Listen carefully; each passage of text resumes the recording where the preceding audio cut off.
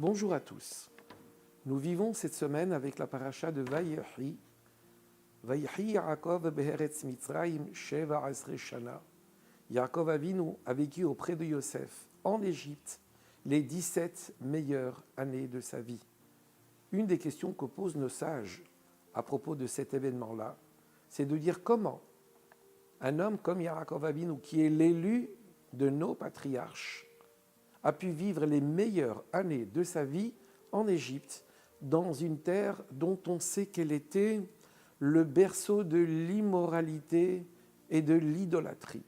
La réponse, c'est qu'il avait pris la précaution, Yaakov Avinu, d'envoyer Yehuda pour fonder une yeshiva en Égypte même et à Goshen. Cependant, fort de tout ce que nous apporte la Torah et ses enseignements, bien qu'elle ne fût pas encore donnée, cette Torah-là, mais ce que les Avot en savaient devait être mis en pratique.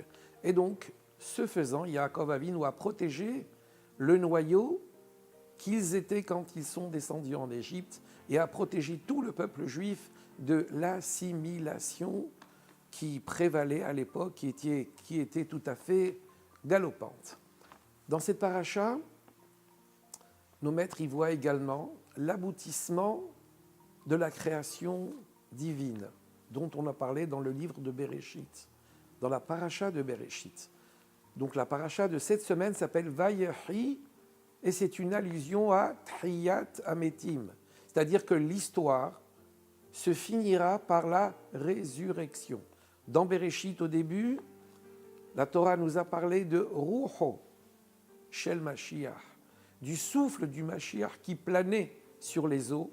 Eh bien, ce livre de Bereshit finit avec Vayehi, la paracha qui raconte comment Yaakov Avinu a vécu les meilleures années de sa vie en Égypte. Mais Vayehi, ça veut dire aussi, c'est une allusion à Tchiyat Ametim, à la résurrection.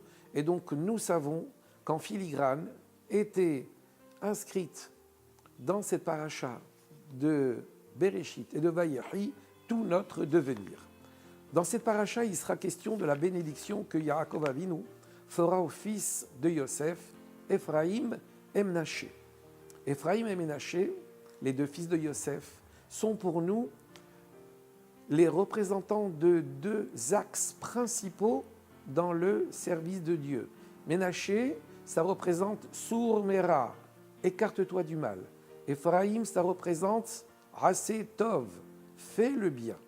Alors, rentrons un petit peu dans le détail. Pourquoi Yosef a-t-il appelé son fils aîné Ménaché, alors qu'il se trouvait en Égypte? C'est précisément pour ne pas oublier la présence de Dieu qu'il avait côtoyé en Israël, pour ne pas oublier les idéaux de la Torah, qui Nashani Elohim et kol amali et kol betavi.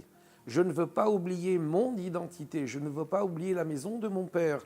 Et donc j'ai appelé mon fils, dira Yosef, Ménaché. En le voyant, Yosef se disait « Il ne faut pas que j'oublie ». C'était là le message que Yosef voulait se donner à lui-même. Qu'en voyant son fils Ménaché, il devait penser aux fondamentaux qui allaient faire sa vie. Ephraïm, il l'a appelé ainsi son second fils.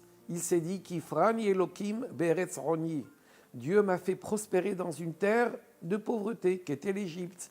Mais même sa présence en Égypte ne devait pas se restreindre à accomplir pour lui-même les préceptes de la Torah, mais il devait prospérer même en Égypte. C'est ça que nous apprend cette paracha, que bien que nous ne soyons pas encore chez nous, en l'Eretz Israël, dans la terre que Dieu a choisie, mais nous sommes dans une espèce d'Égypte spirituelle, eh bien nous devons penser à prospérer, à faire en sorte que le nom de Dieu puisse résider là où nous nous trouvons, prospérer matériellement également, mais sans oublier nos devoirs, sans oublier Ménaché.